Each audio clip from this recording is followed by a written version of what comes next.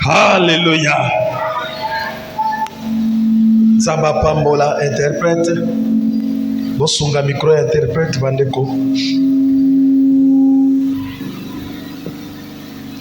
Na pokwa lelo tokolbela mama likambo na biso moke elobi. Ce soir nous allons parler sur un petit thème. Ne laisse pas à l'ennemi Kotika monguna te ravir ta bénédiction. Ebana ko botela lipamboli na yo. Alléluia. Amen. Kotika te na monguna ayeba na ko botola. Ayeba na ko yiba lipamboli na yo. Ne laisse pas à l'ennemi venir sécuriser ta bénédiction. Lipamboli ezana balolenge ebele. Il y a plusieurs sortes de bénédictions. Pona ndeko mosusu azalia wa libala eza lipamboli na ye. Pour une autre personne qui se trouve encelée, le mariage c'est une bénédiction pour elle. Azo sambela tongo pourquoi La personne est en train de prier jour et nuit pour les mariages. Pona mosusu asilisi kelasi azoluka mosala. Pour une autre personne, il a fini ses études, il est en train de chercher un boulot. Mosala azana kati ya koluka. Yango nde lipamboli na ye. Pour lui, le boulot qu'il est en train de chercher, c'est ça sa bénédiction. Pona mosusu ezali promotion azana kati ya koluka. Pour une autre personne, c'est la promotion. Mais na mokuse lipamboli ezali nini? Or, à une petite et une courte définition, c'est quoi la bénédiction? Lipamboli ezali argent na or te. La bénédiction, ce n'est pas l'argent ni de l'or. Lipamboli ezali libala te ndenge ozoloba yango. La bénédiction, ce n'est pas les mariages tels que tu penses. Ezali biloko ezali ko accompagner lipamboli. Tout ça, ce sont des choses qui accompagnent la bénédiction. Kasi lipamboli Or que la bénédiction, ezali maloba nyonso malamu. c'est toute bonne parole Ezali kobima na monoko ya Nzambe. qui sort de la bouche de l'Éternel. Maloba nyonso ya malamu. Toute bonne parole Oyo ebimi na monoko ya Nzambe. qui sort de la bouche de l'Éternel, Oyo sala te biso to sepela na qui yo. fait en sorte que nous puissions se réjouir, Oyo sala ke biso to sala na kimia. qui fait en sorte que nous soyons en paix. Nde na lipamboli na koloba na pokwa lelo. C'est ça la bénédiction dont nous allons parler. Yango na so encourager ndeko moko na pokwa lelo. Voilà pourquoi je suis venu fortifier une personne dans Wana cette soirée koyebisa yo ete pour te dire, kotika te na monguna ne laisse pas à l'ennemi ayeba na koyiba lipamboli. venir voler ce qui est ta bénédiction. Kotika te na monguna Ne laisse pas à l'ennemi ayeba kozwa oyo ezali esengo na yo. venir ravir ce qui est ta joie. Kotika te na monguna Ne laisse pas à l'ennemi ayeba kobotola kosala kimia na yo. venir ravir ce qui fera ta joie. Kotika te na monguna Ne laisse pas à l'ennemi abotola kosala kopema na yo. venir ce qui te mettra en paix. Nzambe apesi yo yango.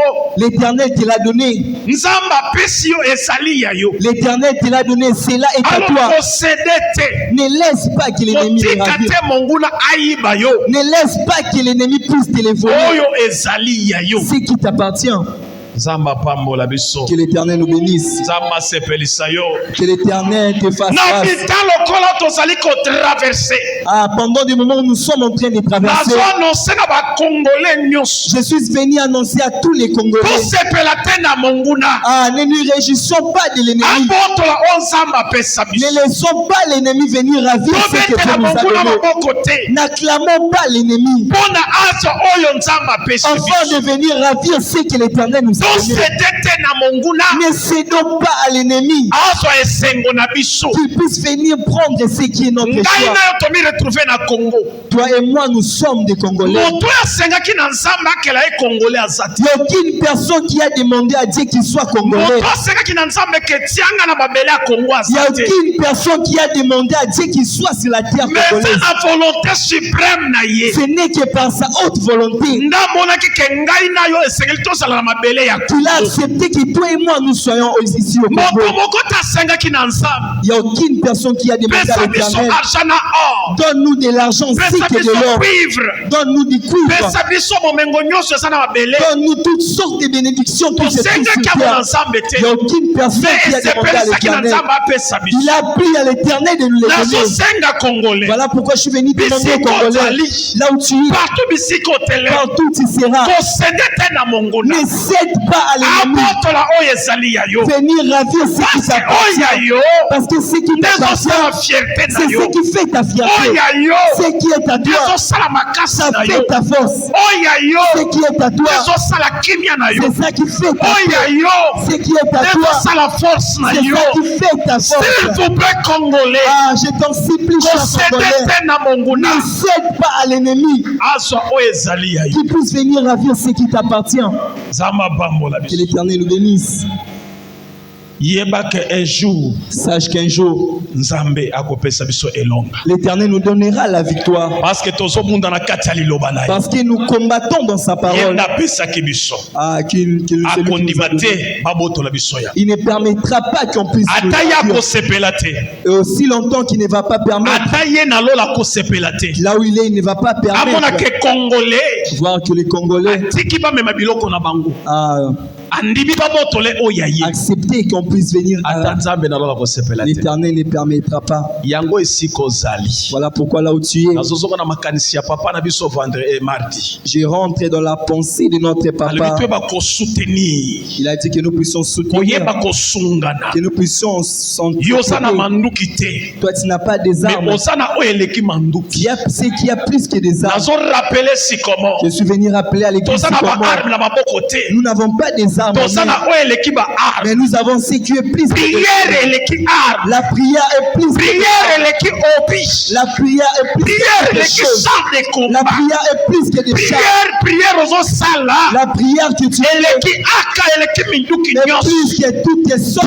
priere La prière, paul azoloba amen Paul est en train de dire Amen. pierre azoloba Pierre amen est en train de dire Amen. priere ya ndenge nini Quelle sorte de prière bakretien basalaki que les chrétiens ont mpona fait ebuka bikuke ya boloko afin d'ouvrir la louange ya porte? ndenge nini Quelle sorte de paul louange na silas Paul et Silas ont basalaka fait mpona prison dans la prison ebanda na fondation afin que la prison Et commence quoi, à la y a fondation. Que c'est ntango nazoloba likambo oyo ah, bato ya maladi ya maba ah, bazoloba amen il y a ces personnes qui sont des lépreux disent Amen. alleluya Amen. bato bazalaki na appui te Ah, ces personnes qui n'ont pas bato de basundolaki bango ces personnes rejetées mais par leur courage par leur courage, batelemi baengage ils kondima se sont levés, ils ont biloke levé leur nzambe foi. achangeaki makolo na bango L'Éternel a changé na leur Dieu lokito monene ya à minduki une grande armée. priere na yo eza na makoki Ta prière a une efficacité ya koseme terreur de mettre la na terreur kati ya banguna ya dans les kongo camps de l'ennemi. mpe batiki minduki na se Et ils vont laisser leurs Babandi armes mbang. et puis ils vont s'enfuir. nazokoloir na priere na Je yo crois à ta prière. fukamela nzambe Ah, humilie-toi devant lelela l'Éternel. nzambe Humilie-toi devant l'Éternel. atelema Il va se na lever justice na ye avec sa haute justice. alleluya Amen. tozotanga genèse Nous sommes dans le livre de Genèse, chapitre 22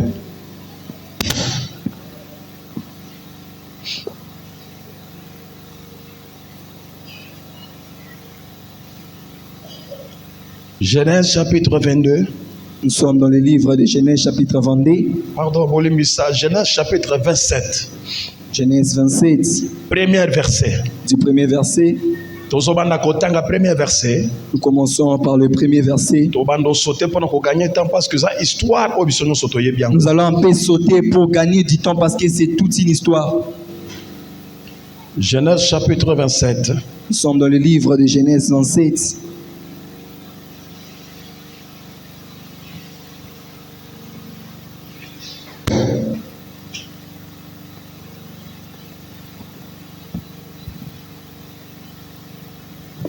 Genèse chapitre 27, le verset très bien, on descend, on lit au nom puissant de Jésus-Christ. amen. Isaac devenait vieux Isaac akomaki mobange et ses yeux s'étaient affaiblis au point qu'il ne voyait plus.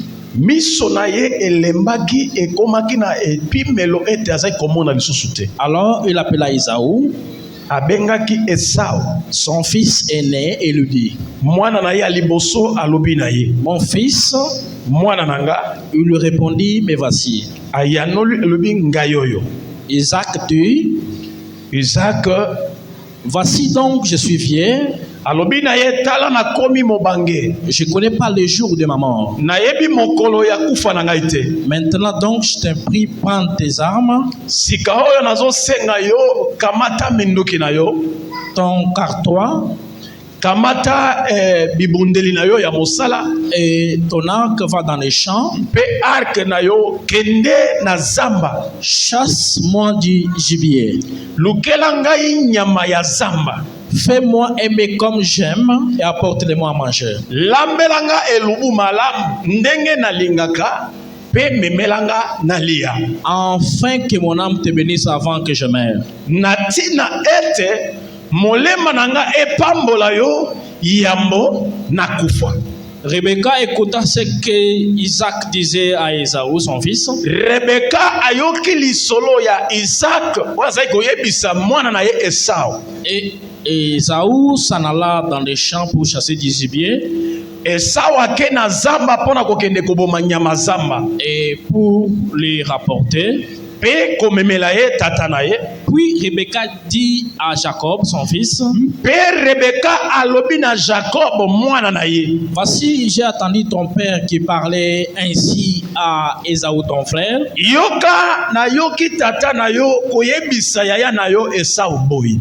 Apporte-moi du gibier et fais-moi un mets que je mangerai. Memelanga nyama zamba, lambelanga elubu kitoko ndenge nalingaka, Et je te bénirai devant l'Éternel avant ma mort. nakopambola yo liboso na Yawe yambo nakufa. Maintenant, mon fils, écoute ma voix à l'égard de ce que je te commande. Wana mama Rebeka azoloba na Jacob, yoka mongongo nanga sikoyo mwana nanga nazotinda yo, Va me prendre au troupeau des bons chevrons kende na kati ya bapate na biso memela ngai mwana pate kitoko, j'en ferai pour ton père aimé comme il aime.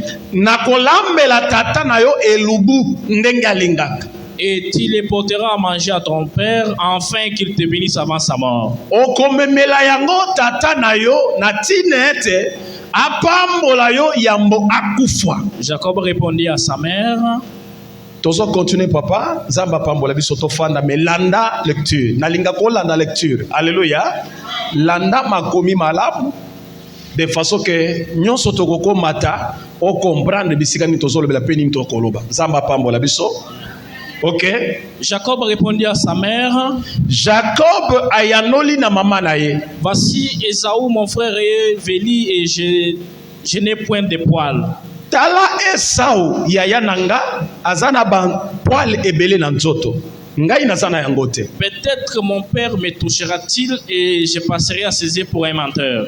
Tango mosusu papa kobengaga akosimbanga na nzoto nakobima lokola moto alokuta liboso ya tata. Et je ferai venir sur moi la malédiction et non la bénédiction. Nakobenda elakeli mabe likolo nanga ekozala lipamboli te. Kola pambola biso. Amen. Place wana papa pardon. Place wana ozo comprendre que lipamboli ezali conditionnel. Alléluia. Lipamboli ezali conditionnel. Après lipamboli ezalaki na qualité ezali kosenga pona moto azala béni. Condition ya liboso o mema gibier. Ya mibale moto aza komema aza komema bosenga ya tata to offrande o papa sengaki esengeli aza na qualité. Qualité ni azaki na yango Esau azaki na ba poil ebele na nzoto mais Jacob azaki na yango te. Jacob a tenir compte ya makambo wana ko rappeler maman. Est-ce que vous comprenez bien? Et so compter parce que oko compte que papa Isaac abandi ko contrôler pona aswa bilembo. Oyo mwana na azalaki na yango epa ya moto ya yaki. Abandi ko contrôler pona aswa bilembo wana.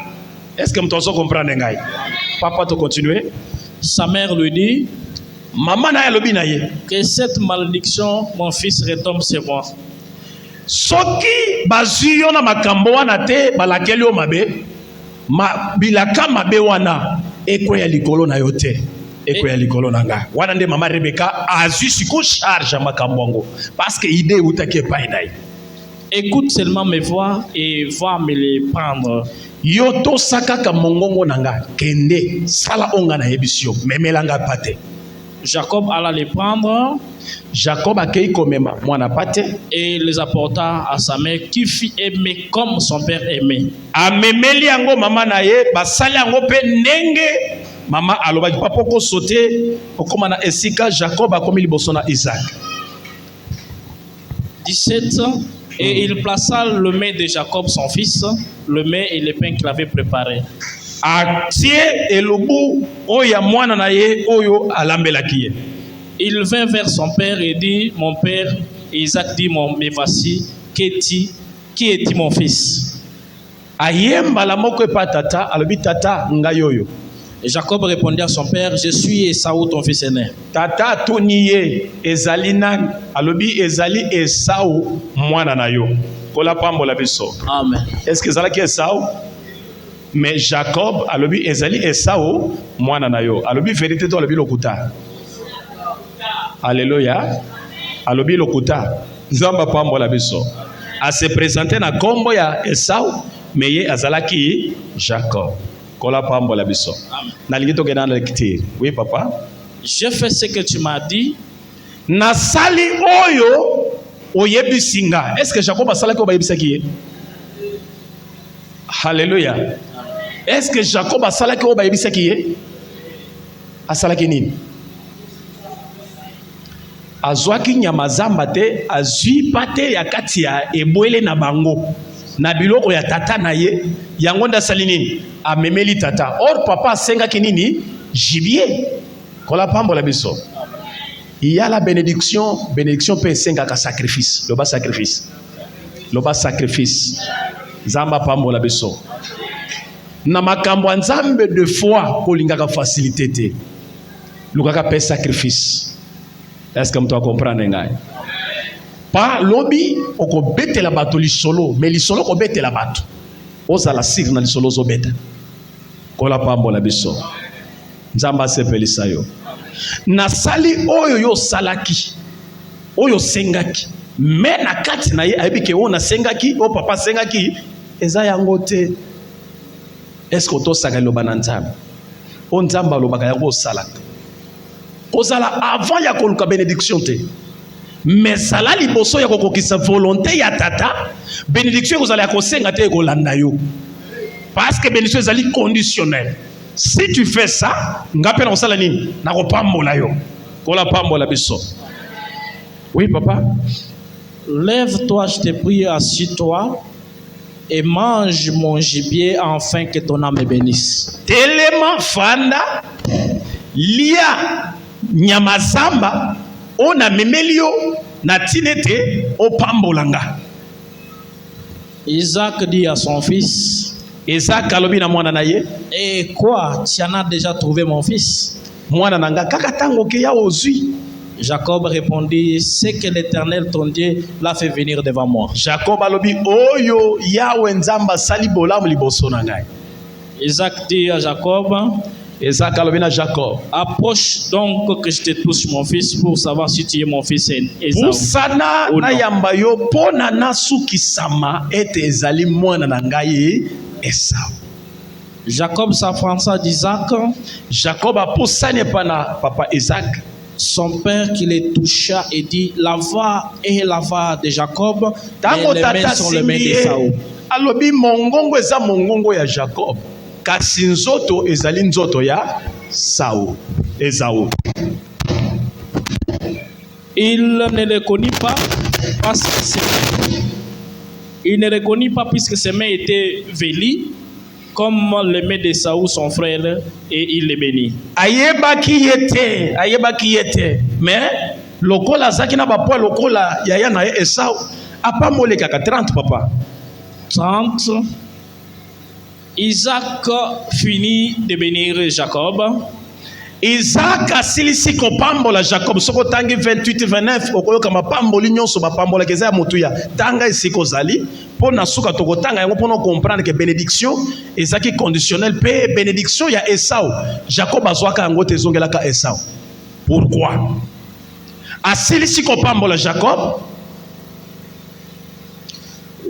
avait à peine quitté son père Isaac que Jacob a longwe pa ya tata na Isaac Esau akoti que son frère revient de la chasse. Azongi na esika kende kokanga nyama. Il fit aussi aimer qu'il apporta à son père. Asalaki pe elubu oya mimeke patata. Il dit à son père que mon père se lève et mange du gibier de son fils. Alobi na tata telema lia nyama zamba oyo mwana no amemeli yo pono pambola ye. Isaac, son père, lui dit, qui est-il? Il répondit, je suis ton fils aîné. Isaac tata tunie nani angol bina za mwana no ya liboso. Isaac fut saisi d'une grande et d'une violente émotion et dit, Isaac azikobanga pe alobi. Qui est donc celui qui a chassé du gibier et me l'a apporté? Eza nani yango akendaki kozwa gibier pe amemelinga yango. J'ai mangé tout avant que tu vinsses et je l'ai béni aussi, il serait-il béni. Nalie nyonso pe na pamboli ya mboyo oya na sina pambola kiye. Lorsque Esaü attendit les paroles de son père, il poussa les forts cris. Plein d'amertume et dit à son père, bénis-moi aussi mon père. Bisika mama likambo na biso euti ezali wana. Tango Esau ayoki maloba tata na ye Bible bike atomboli mongongo aleli alobi na tata pambola ngai pe tata. Isaac dit, ton frère est venu avec ruse et il a enlevé ta bénédiction. Isaac alobi ndeko na yo ayena mokalamusi. Esaü dit, est-ce que parce qu'on a appelé du nom de Jacob qu'il m'a supplanté deux fois? Il a enlevé mon droit de naissance, mais voici maintenant, il vient enlever ma bénédiction. Esau alobi poete babenge na kombo ya Jacob yango akosinga mbala mibale ya liboso alongoli bokolutu nanga ya mibale lo azwa kotola lipamboli nanga. Et il dit, n'as-tu point réservé des bénédictions pour moi? Wana ezali Esau liboso na tata lobi obobi pe lipamboli te po nanga. Isaac répondit et dit à Esaü, voici, je l'ai établi ton maître. Isaac ayanoli Esau tala na tieye mokonzi na yo. Et je lui ai donné tous ses frères pour serviteurs. Na pesie bandeko na yo nyonso lokola basali. Je l'ai pourvu de bleu et de vin. Natondisiye na bleu pe na vigno. Que puis-je donc faire pour toi, mon fils? Nini lisusu na kosala po na yo mwana nanga. Esaü dit à son père, n'as-tu que cette seule bénédiction, mon père? Esau alobi na tata na ye kaka wana nde lipambo leo sana yango tata. Bénis-moi aussi, mon père. Pambola ngai pe tata. Et Esaü éleva la voix et pleura. Esau atomboli mongongo pe aleli yoka lipambo lisiko ya Esau. Isaac, son père, répondit et lui dit, Isaac tata na ye ayanoli ye. Ta demeure sera privée de la graisse et la terre. Esika okofanda ekozala na mafuta ya mabele te. Et de la rose du ciel d'en haut. Mpelo nende ya lola ekozala na mabele na yo te eza problème te. Tu vivras de ton épée. Yo kobika pona mopanga na yo. Tu seras asservi à ton frère. Yo ndeko na yo akotia loboko na kingo. Mais en errant librement ça et là, kasi nakotambola na bonsomi komata mpe kokita. Tu briseras son joug de dessus ton cou. Okokata etumbu na ye na kingo na yo. Esaü conçut de la haine contre Jacob. Merci papa. Tobeteli est-ce que so baboko makasi. Alléluia. Amen. Bolibi sapo na lecture ezaki molai souci nangeza o comprendre mama likambo na biso apo kwa lelo elobi kotika te na monguna ayiba lipamboli na yo. Notre thème de ce soir est intitulé Ne laisse pas à l'ennemi venir ravir ta bénédiction. Tomoni lisolo ya 4 personnes. Nous avons vu l'histoire de 4 personnes. Tozana papa Isaac, maman Rebecca et Saouna Jacob. Nous avons le papa Isaac, la maman Rebecca, ainsi que les deux enfants Esaü. Mais bandeko basalaki kami balé entre bango. Et vous allez remarquer qu'il y avait 10 camps dans cette famille. Ezaki na kan ya tata, ezaki na kan ya mama. Il y avait les camps de papa ainsi que de la maman. Mais likambo nanga ezali wana te. Notre problème ne se situe pas là. Ya liboso eza conseil nazo pesa. La première, c'est un conseil que je donne à toute famille. Que nous soyons unis, c'est ce qui fera notre force. Si comment soyons unis, c'est ça qui fera notre force. J'aimerais entrer dans les thèmes dont papa avait prêché la fois dernière. Le fait de chercher ce que l'autre possède. Le mariage de l'autre, c'est ce qui fait ta joie. Le travail de l'autre, c'est ce qui tu envie. Congolais, soutenons-nous pendant les moments de difficulté.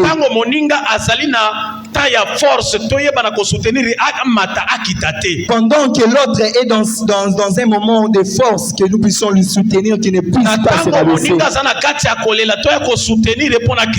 Pendant que l'autre est dans le plaire, dans un moment de plaire, que nous puissions lui soutenir. Que les serviteurs, nous puissions se soutenir. Que les chantres, nous puissions se soutenir. Même dans l'église, il y aura toujours une personne où nous allons baser notre vie. Il y aura toujours une personne où nous allons nous dire que lorsqu'il se lève, que nous puissions être derrière ces leaders en fait qu'ils puissent aller de l'avant. Si nous cherchons à lui détruire, c'est là que nous cherchons aussi. Même dans la famille, Dieu ne lève pas tout le monde de la même façon. Il y a toujours une personne dont Dieu est levé. Et cette personne sera notre appui. Nous là où nous sommes. Même s'il n'était comme ça, doit prier toujours que l'Éternel continue à lui protéger. Que l'Éternel continue à lui soutenir. Le fait qu'il est en vie, c'est là est ta force. Moi je suis dans la joie. Dans ma génération, lorsque je vois les gens, quand je remarque que mon entourage sont bénis, même s'ils ne me donnent pas, mais un jour, je sais qu'un jour, je vivrai les bienfaits de sa bénédiction. Alléluia. Amen. Même si je viens, même grâce à son nom, on peut m'ouvrir des opportunités. Je me suis retrouvé à Kamina. J'avais ni famille. À Kamina, j'avais personne. J'étais en train de marcher. En regardant, je me suis croisé avec l'ami d'un grand frère. Il est en train de réparer des vélos. Quand je lui ai vu, je me suis approché, je me suis présenté. Il m'a accueilli. Il m'a amené chez lui. Il m'a présenté à sa femme. Il a dit tout ce qui. Il a dit tout ce qu'il doit faire.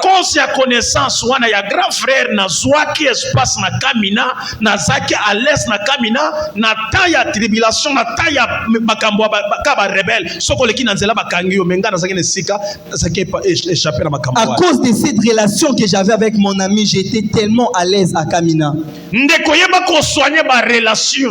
Mon ami la bénédiction ne descendra pas du ciel. Dieu utilisera toujours une personne en fait qui soit le canal de la bénédiction. Alléluia. Amen. Amen. Ok. Na banzi biso sozoga lingala te. Nzamba songa to sale photo bandote na français. Alléluia. Amen. Ok. Merci. Amen. Tobeteli interprète biso maboko. Na banzi mikolo ezali ko ya ko sala ka effort ya ko sala. Il faut ko sala effort anglais nyonso ko interpréter ka tout sala nyonso. Alléluia. Lipamboli nzamba tindi yango ezaka na kanali ya moto ekolekela pona ezwa yo. Tikaka esprit ya kozala yo moko. Tikaka esprit ya komituta katolo yo moko. Na se ya moi eza toujours nzela o nzamba abongisi pona kopambola yo. Na se ya moi eza kana nzela nzamba abongisi pona lipamboli na yo emonana. Mena esika naza kosenga yo totika esprit ya komika bolaka. Surtout na quatre l'église. Kozana langage te biso nde to bandaka. Non, eza langage malamu te. Parce que zana bato mosusu bakoki koya o bakosala ke mosala nzambe kende liboso. Mais à cause de langage na yo, moto ana zongi sim. Osungi na kokende liboso to osungi na kozonga sim. Makambo nyonso ezaka na bo babandaka. Nzamba pambola biso. Nzamba pambola yo. Ezaka na bo babandaka. Mais problème eza bo babandaka ba comprendre. Bo bandi eza pona nini? Nzamba za na bino pona nini? Bozo sala pona nini? Soki bo comprendre ko ke bo bandi, mais bo kosukela na bino te bato musupe bakoya. Boza na motema koya babango na motema malamu. Nzamba pambola biso. Kola pambola yo. Nzamba sepelisa yo. Basololi selon Bayuda ba respectaka droit de naissance. Lipamboli pona papa Isaac, il fallait apambola Esau ndazaki mokolo. Mais bazaki mibale. Naboyi prophétie. Naboyi onzamba bongisa kite. Nazondima yango. Mais awa naligina kena na connaissance. Kola pambola biso. Na kati ya famille tozaka na yaya tozana leki. Mon frère ozalia ozana kati ya famille nzamba pamboli yo ozaleki yebake yaya azali. Tosa yaya na lolenge nyonso kozala tosa ye. Oyebi pourquoi lelo makambo nzambe za négligé quelque part. Nazoka ni salite ya mosala nzamba te ke jour awa papa Monesi. Alobi moto moko na mboka moko akendeki koteya. Metango akomi nzamba alobi na ya te. Abandika ka bizalele misala malamu. À partir ya comportement na ye. Bato wana babandaki koloba ye azali Yesu. Tango moto moso ya bandi kote alobi Yesu ngo tozalaki na ye awo. Mais moto na te ki bangote. Mais à cause ya bizaleli na ye lolenge na ye. Eza moto moso azali asoto ke na famille na ye to tuna frère kingane moto na ye pe azaka frère. Ye pas à la casse. Pourquoi? Le lenge na ye moto a changé na noté. Azaka oye wana. Mwana nzamba zaka lolendo te. Kola pambola biso. Ozali lek. Atanzamba sali ngolu. Kolukate bomengoza na yango. E koma sujet ya kodomine bande kona yo. Te. Kolingate lipamboli nzamba pesio e koma sujet ya konyata bato mosusu eza malamu te.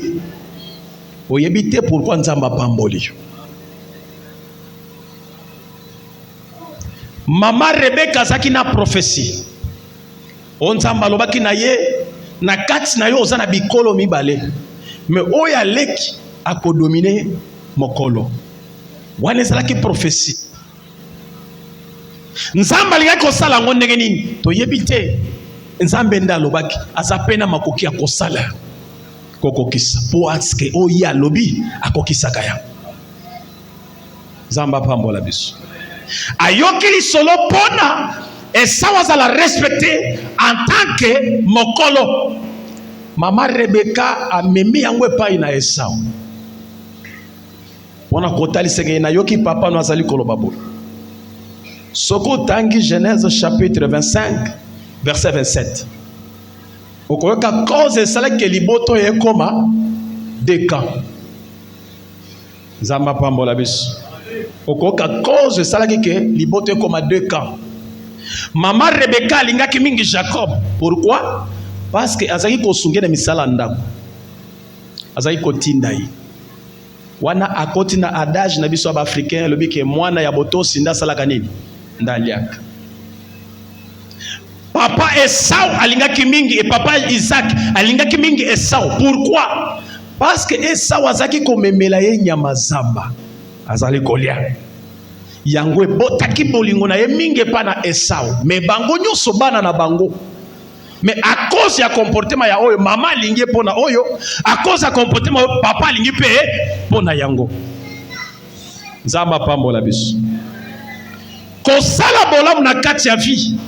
eza toujours malamu. Batei biso dimanche bwakalipa. Avec le temps okozwa yango. Eza déjà na nzela ya lipamboli. Matériel otozana yango biloko tozoluka ndeko. Oye kosala ke opambwama eza 40 jours de prière te. Oye kosala ke ozwa mbongo, ozwa misolo, ozwa biloko eza prière ya 100 jours te. Bible ezoloba ke loboko ezopesa yango ezosala nini? Yango ezoso. Kola pambola biso. A cause ya makaba zai kosala yango papa zai kosepela na ye parce que Esau azai komemele nyama azolia.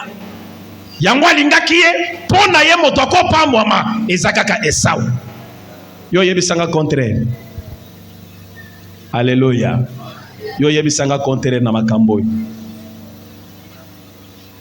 Mama alingie parce que atindaka ye asungake na misala. Papa alingie po amemelaka ye nyama zamu. Yebisanga contraire. Soki onesika na yo okosala ngote. Alléluia. Yo nesika okosala ngote. Nakuta ndeko moko azolela nini noko akei noko wana nini noko nangana nde nyoso noko nangana nyoso alingaki noko naza na bo parce que noko aza nini aza nyoso mwa pantalon ya kitoko atindela kai mwa chemise ya kitoko soki kaka noko aye abiki noko aye tse na kozanga ka kolata te moto ande mwana yoko oyina ye oyine te kolinge kaka basali makita na bapona babotola Esau lipamboli en tant que mwana ya liboso oye sengela ki apambwama selo mibeko ya bayuda selo mibeko na biso bato nature aibike mwana ya liboso droit de naissance pe contact il faut azala béni mais mama Rebecca alibi te sengeli Jacob nda apambwama parce que nzamba alobaki basali makambo nyonso basali apambola yo ozwa libala wana eza ya yote. Mais tant aux autres nzamba pambola peso kimia ko peso kimia na qualité nani parce que kolo libalo na zolela tongo pourquoi nzamba pambola biso kolo libalo na zolela tongo pourquoi ndenge ni nzamba ko peso kimia ndenge no kozo esengo poste za wana eza ya yote eza poste ya bato ozo ba kombo ozo ba bulletin o changea ba kombo ozo esika na ofande mais kolo esika na zolela Église, est-ce que tu as église dans ma caméra bongo? Alléluia. Ndeko na poko ala na ina conseiller on azote ya yo pona ko yebise ke nzamba yebi yo. Luka opambwa mana kombo na yo. Bible ezoloba ke suki ya moto yo kotanga ngote. Bisika utanga to yebite. Mais nzamba yebi motango ya suki ya moto na motu na ye. Est-ce que comme on nzamba yebi yo te? Nzamba tindio etiketi na se ya moyo te nzamba tindio etiketi te na kombo na yo nzamba ko pambola yo lukali pamboli na nzela na kombo na yo nzamba pambolo na identité na yo nzamba pambolo na kombo na yo parce que yenda kela na se ya moyo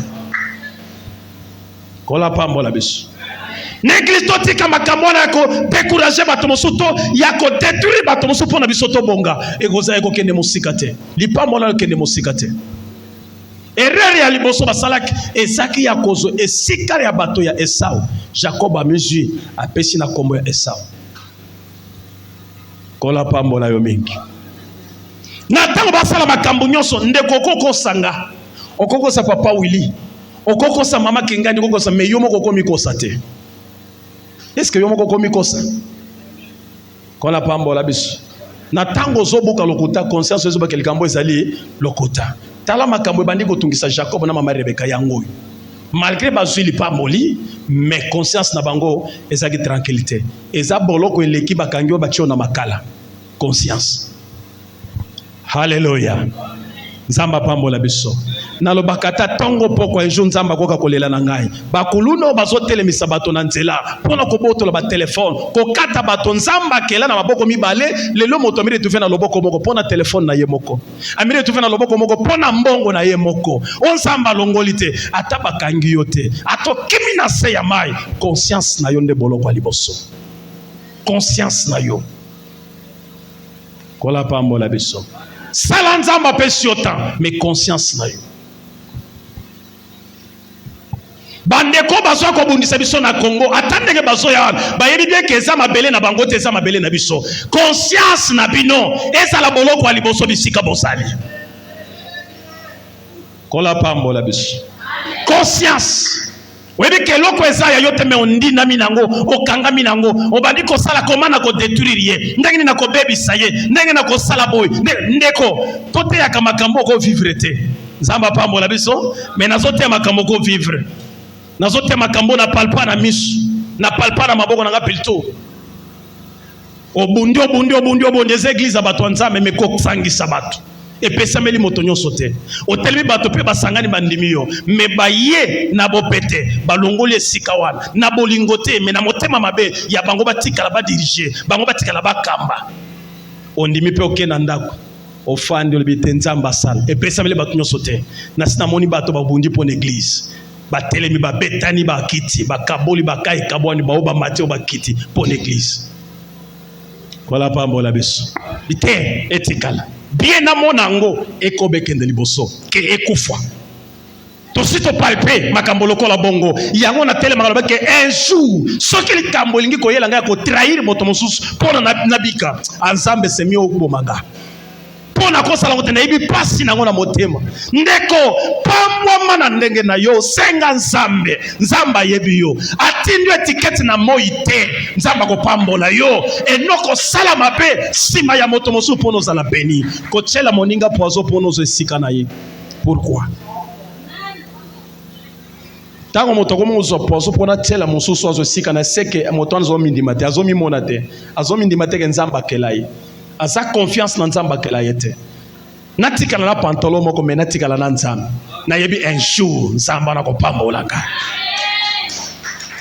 kola pambola biso kobonga te na kombo ya moto mosusu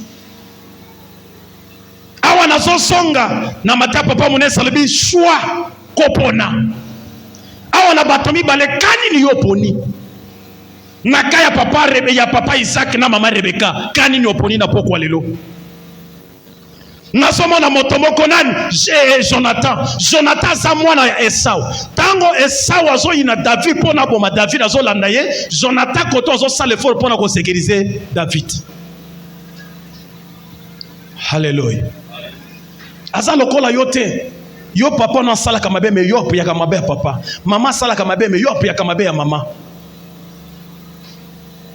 mama okota libalo kuta bana mbanda na ndako eza bana na tende balobaki papa mama kufa eza bana tende batindaki papa kende kobala me yo na bana na yo pe mwana okoti likita makila wana eza makila tata na yo moto so nyokola wana aza ndeko na yo aza mbanda ya mama na yo te aza mbanda na yo te atako aza mwana mbanda aza ndeko na aza makila tata na yo okoti po bandiko nyokola pourquoi parce que mama lobaka nyokola makambo na zo biso za makambo na palpe hallelujah mama kenda o yanga eza wapi nga na zande mwana papa papa oza na yende papa na ngame pourquoi zo nyokolanga na salidi yanga eza wapi me okokuta ndeko na kitambala na mutu azokende molimo azoloba na langue me bana ya mbanda bafanda mopanzi na ndako bazaka ne sikate na daja Kinshasa obokoli mwana mbanda obokoli elima zamba pambola biso est-ce que wana za langage chrétien ko bimisa na monoko na ye eza langage chrétien ko loba na monoko na ye hallelujah topo na côté nini oza na côté nini Jonathan zo sécuriser David ma yebite que un jour Mephibosheth makolo ko buka na ye or Mephibosheth mwana ya Jonathan a se retrouver makolo ezate tango David akomi mokonzi atelemi bike na mi retrouver siko na zabia na kati ya bokonzi est-ce que za na moto na ndako ya Saul na sala le bolamu à cause ya Jonathan mwana na ye zama pambola biso ndeko kosala bolamu epolaka te pona ngambo ya bien zama pambola yo ata mama za motema mabe me yo pona ngambo ya be ko pona mama te pasa motema mabe ko pona papa te soka sana kaya mabe yo sala bolamu njure ko futa yo est-ce que azali toza na histoire mboka na biso toza na bakonzi mboka balongo bakomo luka ba famille na bango pona baboma bango pourquoi parce que sala kamabe tango bazokende luka Mephibosheth bazokuta Mephibosheth makolo ebukana Or David un jour azokende bitumba bibosono bakangela enzela. David achaka mobeko alobi ebosono kokota na Jérusalem te tango na kozala mokonzi. Mais awa linga salela Mephibosheth bola Mephibosheth lipamboli conditionnel. Zama pambola biso. Loi et appuyé, loi et tiembiki Mephibosheth. Alors nini ya kosala? Ezaka ka Mephibosheth. Mwana ya Jonathan mokonzi me mwana na buka na makolo. Pona ko rappeler David kanisa mobeko lobi. Or ndeko reconnaissance elekilo ya famille na yo. Alliance elekilo ya famille na yo. Zamba pambola yo. Alors malgré buka na makolo nga mokonzi lobi boko tsa Mephibosheth. Na sale bolo à cause ya tata na ye Jonathan.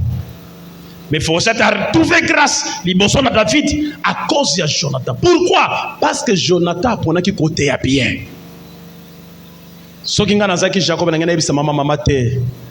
Et ça waza grand frère. Tika papa moleka parce que le pamoli na ye ezape yanga. Mais Jacob andimi makambo mama alobaki pona ba boto la lipamboli ya Esau ezala yaye. Azawa na poko lelo Jacob. Azolo ba pe na langue. Mais soki akei azana bandeko ayina kalinga ba pambo mate. Azana bandeko alinga bola mute. Ye alia bango balala nsa parce que yende mama kolo mama zana kati ya ndako. Yende kolo tata ye abika bola. Mon frère eza ya tango muke. Eza sengo tango muke. Hallelujah. Boyo zomona mabe, boyo zomona pamba un jour nzamba ko pambola ba. Erreur ya koboya kosala na vie eza ya ko trahir moto mosusu. Toko bika na kombo ya moto mosusu. Na poko lelo nazo benga yo. Na bandeko na biso to yambaki dimanche ya sika. Mon frère to sa bon côté. Côté malamu to sali eza côté ya Jésus. Koto ba pola kate. Koto ba longa ka toujours. Talanda kisa ya mokonzi na biso. Ami kabambe kaye moko nana. Pona ngai na yo to sala bomoy. Fina ye mobimba. Na kati ya jana zota quelque part bilo zoke bato bazo epa na Yesu bilo ke Yesu yoki mawo alobi na bayeko libo pesa bango bilo kwa kolia. Hallelujah. Mokonzi ya bawo yo landi Yesu me ozana qualité na yo moko ndengeni. Erreur ya kosala ko bonga te na kombo moto mususu. Kosala moninga mababi te pono zo bolamu. E kozala bolamu atango moke okene libosote. Tango papa bandiko pambola Esau, première point à Zolobel.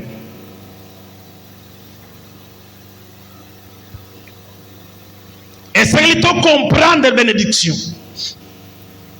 Bénédiction est salim maloba kitoko ebimina monoko atata. Tango bandiko pambola pamboli Jacob.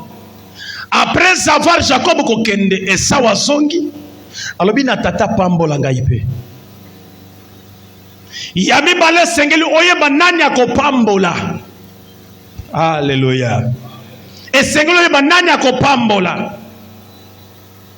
Nzambe nda azopambola biso. Nzambe nda apambolaka. Yango na solo bana ko se décourager te. Kozonga simate.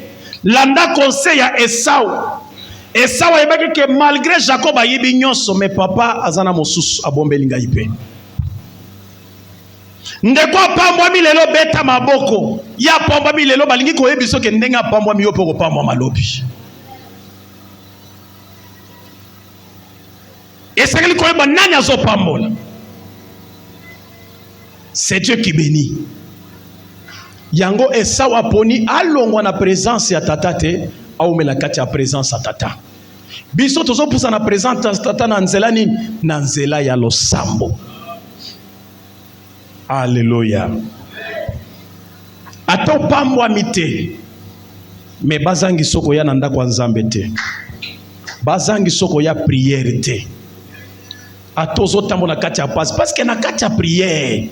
Ndesika toza kobelela nzambe. Pe nzamba zako yano la biso. Siko soko fandi na ndaku na yo. Oui. Oko sambele nzamba koyoka yo. Me ezalo sambo mosusu. Oizo senga kaka to sanga na neto sanga ni boy. Pourquoi? Parce que mafuta ezo tanga likolo na mutu ya Aaron.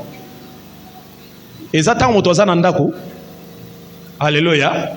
tango tozana lisanga tosangani nde mafuta ezotanga na mutu ya nani ya Aaron etangi na mandefu na ye ekititi na bilamba kola pambola biso tango tosangani. Il est doux et agréable de frères et sœurs de demeurer ensemble. Ndesi kansamba zono kisalondende. Chrétien, ce qui diable a réussi, ko éloigner na bandeko na yo. Ko éloigner mosika na biso. Yeba ke alinga isolé pona kanga yo bien. Ce qui passe bandi ko zangi so prière. Mosale bandi ko zangi so prière. Yeba ke Satan akomi ko luka yo pona fina yo bien. Samba pambola yo. Ngana kanisa ke Jésus akoloba na Pierre, Satan zai ko luka yo mais na kaneli alobite Satan zai ko luka yo mais j'ai prié pour toi. Alléluia. Yesu asambeli pona Pierre pona Satan asimba yete. Yana sema que prière na yo ezana motuya. Na tango to sangani mafuta ya ndeko to sangise sika moko moto ezopela. Sala confiance na prière ya mama za pembeni na yo. Sala confiance na prière ya ndeko za pembeni na yo. Ya koza lazo sambela pona ye nzoka nyonso nezokende pai na yo. Yango kosanga kateko ya losambo parce que tango to sangani biso nyonso nzamba azokita azoya pona ko yano la biso. Kola pambo la biso mingi. Esawa longwete na présence ya nzambe. Wana nazui Isaac comme Dieu. Troisième point nangai, importance ya kozala na présence ya nzambe. Kola pambo la yo mingi. Importance. Tango bazo betela Esau masole patata na ye. Ngana kanisa ki Esau ko silika longwe mbango alandi Jacob. Mais la surprise Esau longwete atikali sur place. Azotuna papa mituna. Est-ce que yango nde nyonso lipamboli ozana yango? Nalingi ko informer moto moko na poko lelo. Nzamba zaka na lipamboli moko te. Nzamba zana mapamboli ebele. Alléluia. Proverbe bazolo bake, j'aime ceux qui m'aiment et ceux qui me cherchent me trouvent. Nalingi ba balinginga. Peba obalukakanga ba monakanga baswakanga. Naza maboko pamba te. Naza na bambu makitoko na maboko nanga. Bambu monga naza nango eleki oyo ya mokili. Kola pambo la biso. Koluka nzambe komata kokitozo mateza pamba te. Un jour nzamba ko pambola yo. Mais ya liboso yeba lipamboli yango ezani pe lipamboli yango nani apambolaka. Ya mibale zwa secret ya kotelema na présence ya nani ya nzambe. Umela na présence ya nzambe. Kokende ko munisa ndeko te ozi neni ngana zuite te kende peka ke pa ya oya pesaka wana. Lokola papa nda pambola Esawa kembango te atika le pa ya tata. Alibi te tala bien o pambola ngai pe. Tango papa bandi ko pambola Esau alobi yo mabelo zana yango ekozala na londende te. Mabele na yo ekozala mafuta mabele te. Kasi yo okotambola na bonsomi. Okozala ndeko na yo akozala loboko na ye ekozala na kingo na yo. Kasi na komata pe kokita okobuka boumbu ya ndeko na yo. Okobika pona mopanga na yo. Na poko alelo nalingi koyebisa yo pona kozala peni vie selon la parole de Dieu. Véritable épée to mopanga na so peso na poko alelo c'est la parole de Dieu. Ezana eloko te ekelama libanda ya liloba na nzambe. Nyonso tozomona, nyonso tozobika ekelama na kati ya liloba na nzambe. Na kati ya liloba na nzambe nyonso zoluka ezali. Esau a perdre mafuta. Esau a perdre londende, mais bapesi épée, bapesi force, bapesi liberté. Ezana eloko te leki liberté. Soko sa libre na kati ya bomoi na yo yango nde ekobendelo bénédiction. Alléluia. Moto azana kati ya boloko, azana makasi te ya kosenga lipamboli. Parce que ça limité, mais moto aza libre. moto aza libre aza na chance ya lipamboli, aza na chance ya kobonga. Ndeko kati na Yesu tozwi liberté. Moto akokanga yo aza te, moto akozangiso aza te, parce que liberté tozwi na kati ya nani? Na kati na Yesu Kristo. Nana kozongiso na sabo umbu. À travers la parole, bilaka mabe nyonso ya famille na yo ekwei na sali loba na nzambe. Nana kotele mpona kozongiso na boumbu. Luka kopika parole. Luka ya kozala boninga na liloba na nzambe. Parole yango ndezo bikisi. Parole yango ndezo tombola. Parole yango ndezo longisa moto. Soki olingi liloba na nzambe osaleli yango kopeso réussite. Et ça tu vivras à cause de ton épée. Alléluia. Okopika pona épée na yo. Nazokanisa lisolo moko un jour. David azokende bitumba babandi mbangu baza na nzela. Bakomi na temple atuni nganga nzambe, est-ce que nakozwa lipa na lia? Alibi lipa ezali awa moto nyonso ndaliaka yango te. Ezali lipa ebolisama. Kaka bato basali jeûne, prière 3 jours. Bazali mosika na nzoto ya mwasi. Bango nde bakoki kolia. David lui oui bato nazana bango to sali 3 jours de marche na nzela. Nganga nzamba ka pesi libre. Alobi pesa ngai, est-ce que zana mopanga te na koki kozwa mopanga awa? Kola pambola biso. Nganga nzamba alobi oui mopanga ezali. Mopanga ya moto yo Goliath Philistin obomaka. Mopanga nende ezali awa. Mais au lieu David amizuela ye moko mopanga, azali nganga nzamba sala nini? Akendo pese mopanga. Alléluia. Wana ngi koyebisa ba serviteur. Ndeko tozana nganga nzambe. Soko lingi ko réussir landa visionnaire. Kokende ko landa maloba nzamba ya télévision na monaki na télévision te. Ona landa ki na radio te, mais landa o papa Willia koloba. Nzamba pambola biso. Komiso ela liloba nzambe ya yo moko te na nzela, landa o bakote ya yo. Si nzamba tcheyo awa ayebile pourquoi, ayebi bénédiction na eza lié na nini. Komiso ela liloba nzambe nzela ko lokota nzela te, mais landa o bakopesa yo sika nzamba lingi osala. David omiseli mopanga te bazui mopanga basali nini? Bapesie. Oya bomaka Goliath, c'est que abomi Goliath aussi mopanga mo Goliath sani azongisi. Amizuela ka ye mokote. Eza na folia ba serviteur ezalaka. Alléluia. Oya ba révélation.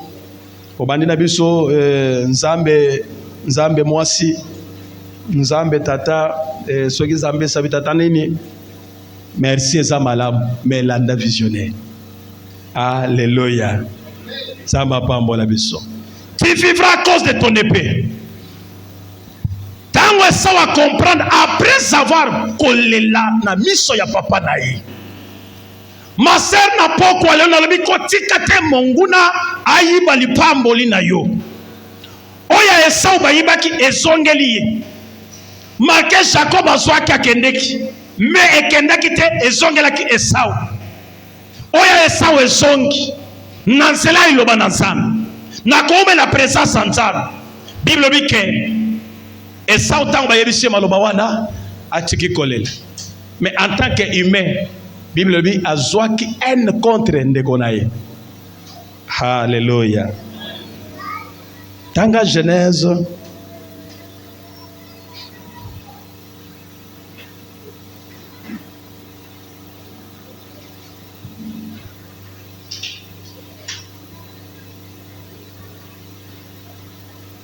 Genèse chapitre 25, verset 27.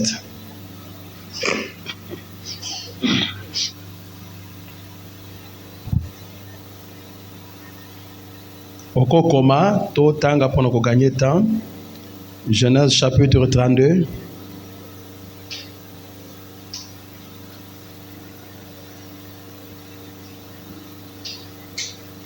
Nous sommes dans le verset.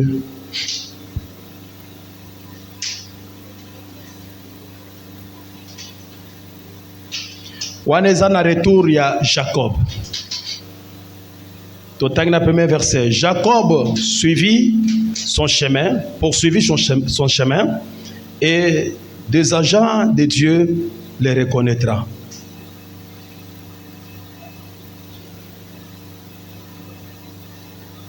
En le voyant, Jacob dit, c'est le camp de Dieu. Et il donna à ses lieux le nom de Manahim. Ah, ezalitango mwanzelu abimela kiye. Jacob envoya devant lui des messagers. Et des messagers à Esaü, son frère, au pays de Sir, dans le territoire d'Édom. Il leur donna cet ordre. Voici ce que vous direz à mon seigneur Esaü. Ainsi parle ton serviteur Jacob. Est-ce que Tolandi m'a commis mal à moi? Alléluia. Tolandi m'a commis bien. Tobandaki na Genèse. Papa zoloba na Esaü. Nazui bandeko na yo nyonso na sali bango bazala basali ya nani? Ya ndeko na yo Jacob. Alléluia. Batangi bazali yao. Soki obandi na première chapitre ya Genèse, ti oke na suka na yango, na mone sika Esaü a reconnaître Jacob comme son seigneur. Amen. Mais Jacob ne azo reconnaître Esaü comme son seigneur. Kola pambo la biso. Alors, à mon seigneur Esaü. Tango bazolo ba seigneur, c'est que ça titre moko ya honneur. O moto azo reconnaître moto wana azo pesa ye. Akola pambo la beso. Mais ce qui tolandi selon la bénédiction, et c'est que Esaü nde akoya na makola Jacob, pour ko benga Jacob que seigneur. Mais awa Jacob nde azo zonga. Kola pambo la yo mingi. Na sauté esika. Jacob azaki béni et pas ya Isaac. Mais quelque part, Bible dit que Jacob a coûté na mwanzelu. Babundi na yeti butu etani. Tango anza zotu na ye Jacob. Alobi Jacob, yo kombo na yo na lui kombo na nga Jacob. Te kombo na yo, kombo na nga Jacob. Alobi te. Olingi na sala lonini. O pambola ngai. Na mitu na ka place one. Li pambolini ni Jacob azaki koluka. O eleki. O pesa ke pa Isaac. Hallelujah. Nde place on a ni ko yebisa bana na nzambe. Il faut qu'on ait une maturité spirituelle. Alléluia. Maturité spirituelle et pesaka stabilité na kati ya kondima. Soko za mature na molimu e ko pesa stabilité na nini na kondima. Nyonso ko ke ko yela yo ato yebi te okozala stable. Oye papa otuni kasi balobia bo ezandenge nini. Mais pas moto wana ko tel sanante na yebite. Tende kozela. Osa stable. Ezateka koyoki mais na yoki balobi na ngate. Ndeko yaka sous prière te. Ah papa tokutana ndeko moko yebi singa vraiment na monike. Ndeko na la vérité. Eh, kozala stabilité. Ezotalisa kozala maturité te. Kola pambola biso. Moto za na maturité za stable. Zamba pambola yo mingi. Mais Jacob nazo tatolela ke azaki na stabilité te. Alléluia. Est-ce que vous comprenez nga? Songa kana mokanda kende pa na bana. Jacob abangoni leya po na bala. Ba yebise ke sala mo sala 7 ans ozwa leya. Ozwa la Rachel plutôt. Mais na butu ne sika ba pese Rachel bazo yele nani. Moto azaki stable na bénédiction. Alléluia. Oyo kolona ngo sala nini? Ya kosi papa Isaac akoki mokumbangi déjà asaki omona susute. Mais ye jeune bazo kosaye jeune bakosi. Pona ko bisko na moyi na mokilia oyo kolona ndoko sala nini? Sentaka bana ya bato lobi yo pe ba oya yo. Yo poko bota. Wana ezalo ya mokili oyo atoko mi pasteur bana oba ko sosoni. Eza olonaki. Kola pambo la beso. Yiba biloko wa bato eza shwa osali. Yeba ke na shwa wana nzamba ko pambo na shwa wana. Ezalo ya mokili. Jacob asali yango ayibi bénédiction. Mais quand même papa ne azaki omona sauté a profité. Mais yé jeune azomona bien. Bakosi. Ne sika Rachel babambi eleya. Ala mukana tongo boy eloko nino sali ngai. Abosali ke ye pe asala ki sawa lelaki.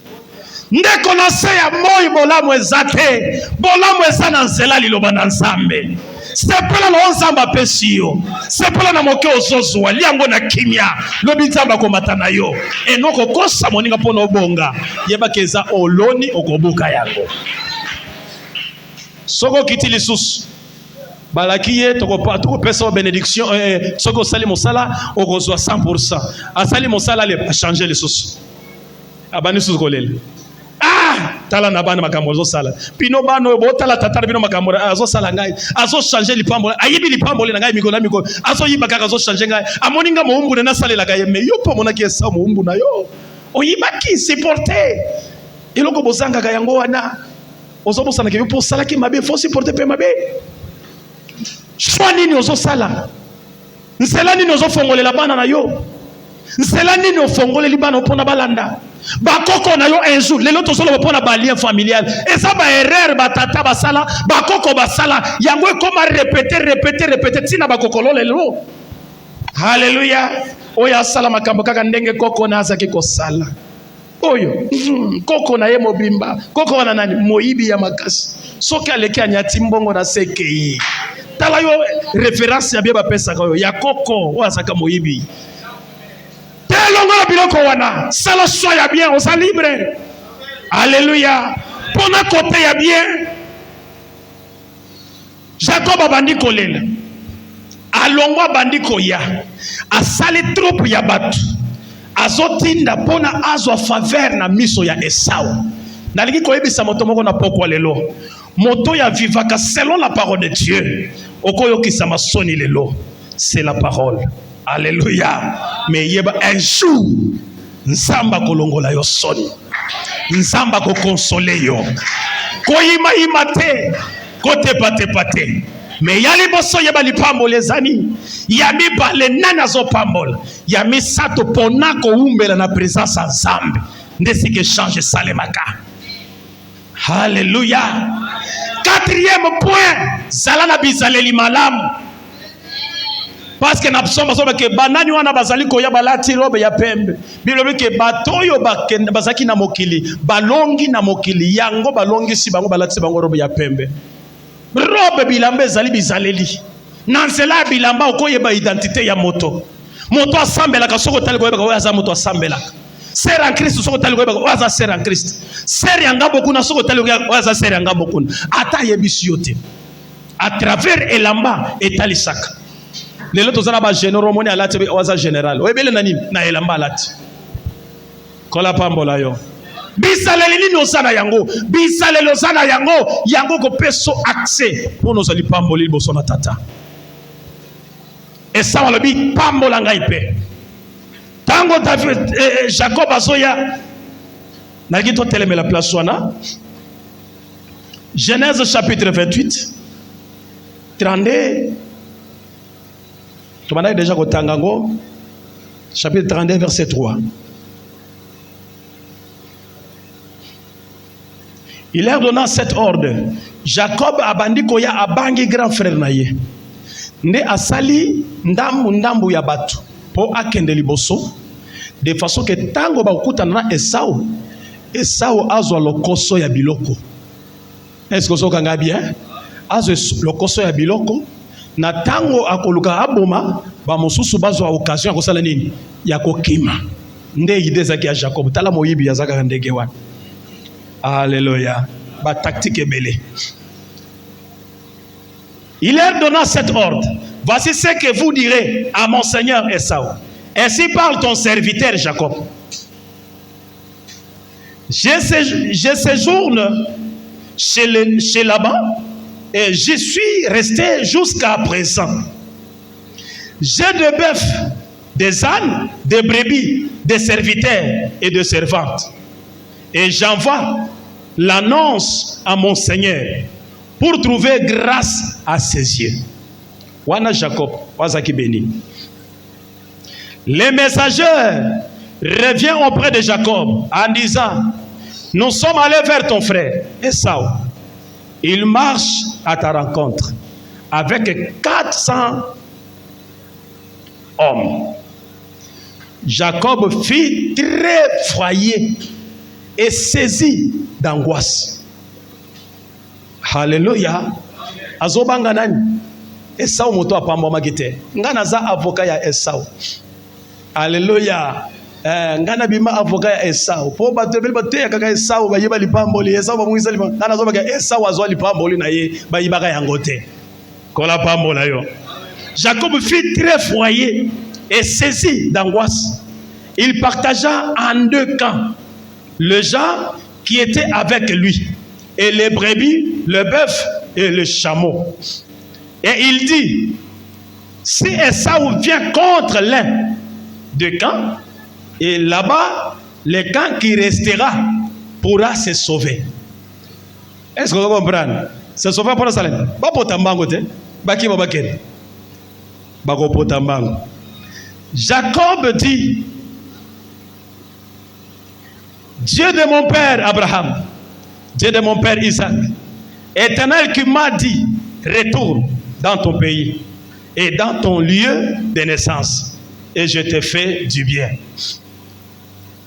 Je suis trop petit pour toute la grâce et pour toute la fidélité dont tu as usé envers ton serviteur, car j'ai passé ces Jourdain avec mon bâton, et maintenant je forme des camps. Délivre-moi, je te prie, de la main de mon frère, de la main de Esaü, car je crains qu'il ne vienne et qu'il ne me frappe avec la mère et les enfants. Et toi, tu as dit, je te ferai du bien et je rendrai ta prospérité comme le sable de la mer, si abondant qu'on ne saura les compter. Genèse 33, verset 9. Après kosala biloko nyonso atie pona a flatter Esaü. Yoka réponse ya Esaü. Esaü dit, à quoi destiné tout? À quoi destiné-t-il tous ces camps que j'ai rencontrés? Et Jacob répondit, à trouver grâce aux yeux de mon Seigneur. Esaü dit, je suis dans l'abondance. Mon frère, garde ce qui est à toi. Alléluia. Papa, place on a la version sous.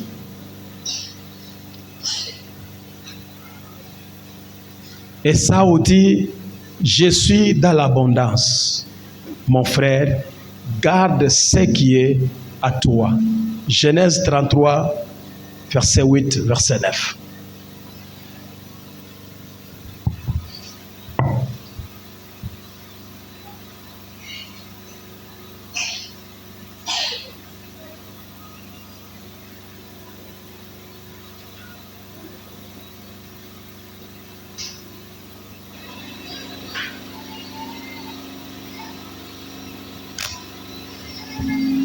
Genèse chapitre 33, les versets 9, 8 et 9. Bon, j'ai lu la version de Darby. Il dit, que veux-tu avec tous ces camps que j'ai rencontrés?